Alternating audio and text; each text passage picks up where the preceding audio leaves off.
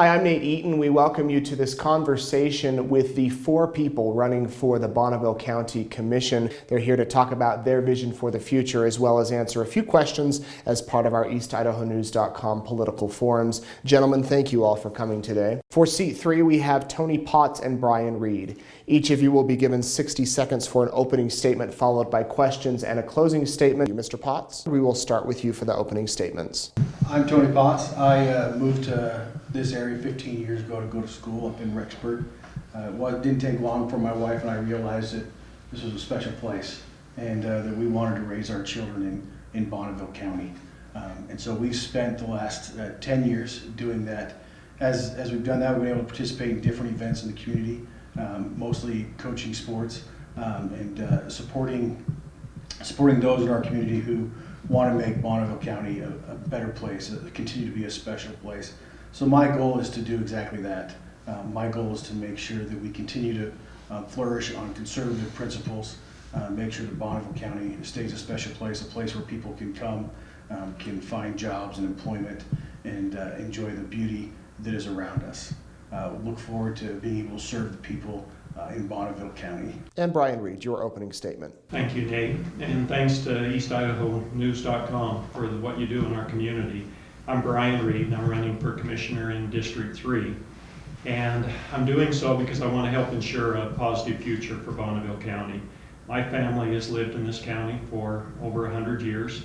I have been able to raise my children here, 4 children, and I have participated in all the great activities our county has to offer. I would like those same opportunities for future generations, so I want to give of the time that I have now and the experience that I've gained from the commissions and boards that I've served on to help keep the county strong and to help maintain what is already a great place here in Idaho. Thank you.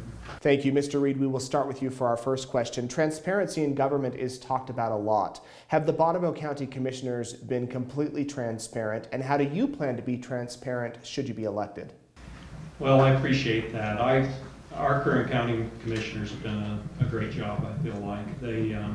They've worked hard for the county, and I know any time that I've gone to see them, their door's open. It seems like there's always a commissioner there. Typically, you can always get in and see Chairman Christensen, and he's been very open with me with the questions I've had. There is some improvement that can be done, and that's through technology. I noticed that our ordinances haven't been added online since about in the mid-70s. It seems like they've gotten to that point. I want to bring an intern into the county to help with some of those chores. I think that they could increase the workload. I think if we got all of our ordinances up to date online, I think a lot of them need to be reviewed so that we don't have some issues that have been outdated. And I think technology in all the various departments can improve the transparency so that the public has better access to all that information. That would be the spot where I can see that, excuse me, that they have gotten a little behind is in technology, and I plan to add that if I'm elected commissioner. Mr. Potts? I agree with Bryon in that technology is a great tool that can help us. If you go and try to even search anything on the website, the searchability of the documentation is just not there. I went down to the planning and zoning office and asked for specific information, and got told that that's going to be a research project because they didn't have that information electronically. It was all in files that they'd have to go through one by one. Another place that I think we can improve our transparency is actually making it a point to inform the public on the things that we're working on. I think so often now the commissioners they're doing a lot of work, and I think that they're spending a lot of time on issues, but they're not taking the time, I don't feel, to push that out to the people of Bonneville County so that the people of Bonneville County can provide feedback on how they feel about it. Ultimately, the commissioner position is a position where we work for the people. It's a unique elected office where you're elected and you're paid full-time to work. And we need to make sure that we're honoring the integrity of that and that we're taking the time to go out and to work with the community and find out how they feel. One thing that I've done to do that is I've running for precinct committeeman, and luckily in that race I'm unopposed, so there's only one that I'll have to work hard on. But being a precinct committeeman, as Dave will be able to tell you, it helps you to keep your finger on the pulse of the Republicans in the county. how they feel, the things that they would like to see the county work on and improve on. And so that's another way that I would try to improve that transparency. All right, our next question ties in with the previous question and touches on what some of you have already said. It seems that at a lot of public meetings, the only people who are there are the commissioners, the county clerk, and the county attorney, and maybe a reporter or two. How do you get your constituents involved, and how do you work to inform them of things happening that might impact them? Yeah, I think we just have to continue to get the community involved. If we want to know what the community thinks, we've got to go, we've got to ask them. We have some great resources. We have some tremendous businessmen in our community who've been very successful, both locally and internationally. We have obviously plenty of resources when it comes to agriculture and people that understand the needs of farming that we can go to. So I think it's more a matter of us reaching out and seeking to know what they're after. And as we engage others, then they will want to hopefully participate. It's a choice they have to make. I agree with Dave that I think we do have great confidence in our commissioners, and we're fortunate in that aspect to have the budget that we have, working the way it does. It's tremendous and a great opportunity to step in, and a responsibility as a commissioner to now maintain that moving forward. And so I think that we need to continue to reach out. A simple thing, and Jonathan and I have talked about this in the past, is we can start offering it online. Video conferencing is very easy to do. We can set up a feed that will allow people to access it, to check in, to make sure the commissioners are at their bench, and to hear what we have to say.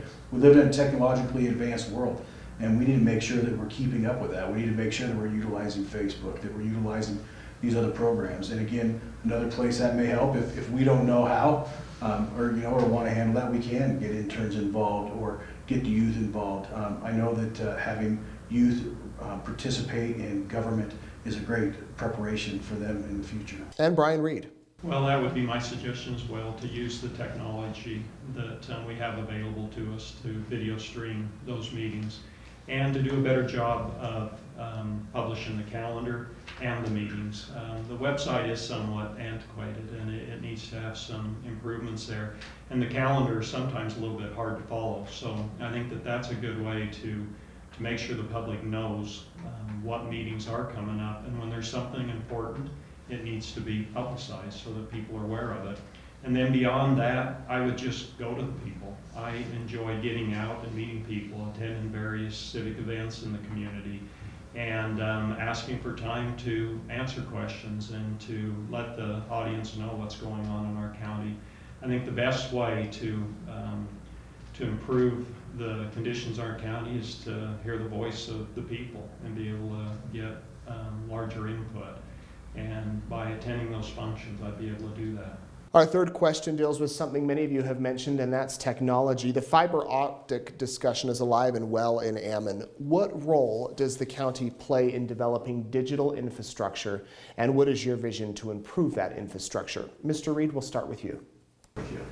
Well, I think just to continue the progress that they're beginning to make now. I take my hat off really to Mayor Kirkham and what they have started there in Ammon, and the advances they're making there. We're certainly entering a time, that we need better technology, we need better fiber optics, we have a lot more information flowing. And to be able to tie it into the emergency services and everything that's going on will do nothing but improve the community. So, from the commissioner's seat, I think that they just need to be on board and supply whatever is necessary to help the communities continue to build that.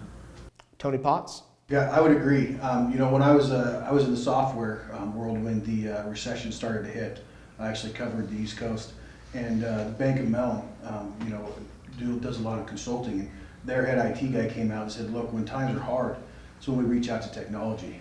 And if it's important that we reach out to technology when times are hard, then it's even more important that when times are good that we reach out to technology." Technology does a lot of things for us. It does provide information quicker, makes it more accessible. It also improves the speed of business, which we all know that the secret to making money is business. We need to have businesses that can operate. We need to make sure that we have the infrastructure to attract businesses to open in Idaho Falls and in Bonneville County.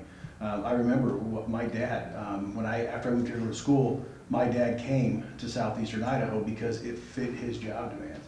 And since he's been here, he's employed 5 to 10 employees in his own consulting business that he has. We need to continue, whether it's small or big, to make Bonneville County a place that people want to come to do business, and making sure that we keep up on the technology and have the infrastructure to be able to handle that technology is critical. Thank you. Sometimes there can be a tense relationship between the county and the city. How do you plan to improve that relationship? Or if you believe it's okay, how do you plan to continue keeping it smooth? Thanks. I think things are being done. Clearly the county and the cities are working together. The county's helping with that. I think there's always room for improvement. If you ask, we see these events that go great, but if you ask some of the individual employees of the cities that work with the county, there's some concern for how they're treated, or the response that they get when they propose ideas. And we need to make sure that we're just taking the extra time to realize that though they're city employees, they do vote for us, and that we need to make sure that we're open to listening, to validating. Now, we're not always going to agree. We don't want to always agree. That's just not the way that things should happen. But we need to be able to make sure that when we don't agree, we can share our opinions, discuss our differences, look for opportunities to work together, and try to work things out. And if we can't, we should both leave with the understanding that an attempt was made, that each side was heard, and the decision just didn't work out this time. So I definitely think that there's some work that can be done with that, with the communication there. But I don't want to make it sound like the Commissioner's office is not making things happen. There definitely are projects that are getting taken care of and moving forward, and that needs to continue. But I think we can have a little more, just a little better communication with the cities as we work on those projects together. And Bryon Reed. Well, I found the communication between the cities, particularly Hammond and Idaho Falls and the county, has improved in the last few years. I believe that Mayor Casper is reaching out much more and doing a better job of communication, along with Mayor Kirkham. The other cities as well, I believe, are being engaged. Years ago, I was involved in the North Loop project, and there were some issues there that were difficult, and part of the problem was communication wasn't happening. So we formed a coalition of neighbors out there, and we began an open communication, and that was right during the election when Mayor Casper came on, and we met with her before she was elected, and she told us then that her door would always be open, and that communication was how we would solve these problems before they become a problem, rather than the problem how it had developed at that time. So since that time, I've continued to develop that communication, and I would reach out to all the various cities, the mayors, and I'd be in their office and on their doorstep and communicate with them. I thoroughly believe that communication beforehand will solve many problems. All right, we have one final question before closing statements. There's a lot of talk, especially on the national level, about wasteful government spending. Are there areas in the county that could be cut, and what are they? Mr. Reed, we will start with you on this question. Well, I appreciate that. Certainly, spending is one of the very important issues for county residents. I've researched our budget pretty thoroughly, and I've been impressed what our commissioners have done with it.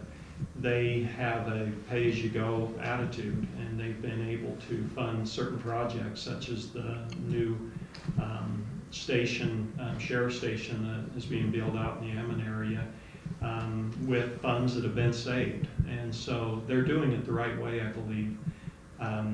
Our tax levy rate for the Bonneville County is right in the middle of the counties in Idaho. And if you look at the counties that are our size and with similar cities, we are at the lowest. And so our commissioners have done well. I would plan to keep the same thinking that they have that's brought us to this point. I would continue to plan ahead for projects, save the money. Bonneville County has one of the largest foregone balances in the state, and that's because our commissioners have been able to save that money, not spend it, not raise levy rates. And so I would just continue with what is being done. I think they're doing a great job. Thank you. Mr. Potts. Yeah, I would agree. I would commend our commissioners on what they've been able to do with our budget and with funding. To be able to be debt free, I think, is a tremendous accomplishment for government, especially as we hear of all the governments that are going on. You know, the concern that if Puerto Rico gets bailed out, then there will be other cities that will begin to declare bankruptcy. We don't have to worry about that in this county, and we're fortunate because of that. But with that said, I'm sure there's always fat that can be trimmed off. You know, there's always ways that we can save money. We talked a little bit about technology being a great resource, a great way to be able to save money, to enable the citizens to do research on their own instead of having to come and require an employee of the county to do that. There are some programs, I think, that are run by the county that we need to evaluate and say, can we privatize these? There's federal funding to help with it. It's a small portion of our budget that's being used for it, but can we privatize that? Can we allow someone else to take that over, to begin to receive that money that they can then turn around and put back into the county, and see if we can begin to trim that way while helping the revenue of our county to continue to grow. All right. Well, with that, we will give each of you 60 seconds for a closing statement. Hey, thanks for having me and having us here. I think it's a great opportunity for us to share the things that we believe. Hopefully you can see from the conversation we've had that you know, all of us are Republicans, but just because you're a Republican doesn't mean you're a true conservative. And we need to make sure that we're electing a true conservative, somebody who honestly believes in their heart and acts in a way that's less government, that gives the control back to the people. And that's my goal. My goal is to make sure that everything that we do is to give back to the will of the people and to make sure that people are, that they're being heard and that they're being validated in their concern, and then we're making decisions that have a positive impact. I have a family that I want to raise here in southeastern Idaho in Bonneville County, and I want them to come back and to want to raise their families here in Bonneville County. So we need to continue to build upon what we have, continue to invite businesses to be here, continue to be a place where people can feel safe and that they can feel like they can care for their families. And I hope that you'll choose me as your candidate at the next primary election. Thank you. And Bryon Reed, your closing statement. Thank you. I think you can see by the issues that we've talked about that our commissioners deal with a lot of things that will affect nearly everybody in Bonneville County. That's why it's important that we elect commissioners that first have a good, strong work ethic and will put in the time necessary, attend the meetings, and do what's needed for the county. And then secondly, someone with experience. I have been fortunate to be able to be on the Bonneville County Planning and Zoning Commission for a little over 9 years. I was on the National Potato Promotion Board for 6 years, elected by Idaho growers, and I'm currently serving on the Regional Development Alliance. I like to be involved in productive activities, and I'd like to use that experience to be able to continue to grow this county in the way that will be necessary to be ready to provide all the opportunities that I've had for the future generations. Thank you, and we thank all of you for being with us today. We encourage all of you to vote in the primary election on May 17th. We have included information about each of these candidates here on eastidahonews.com and on our Facebook page. Thank you very much for watching.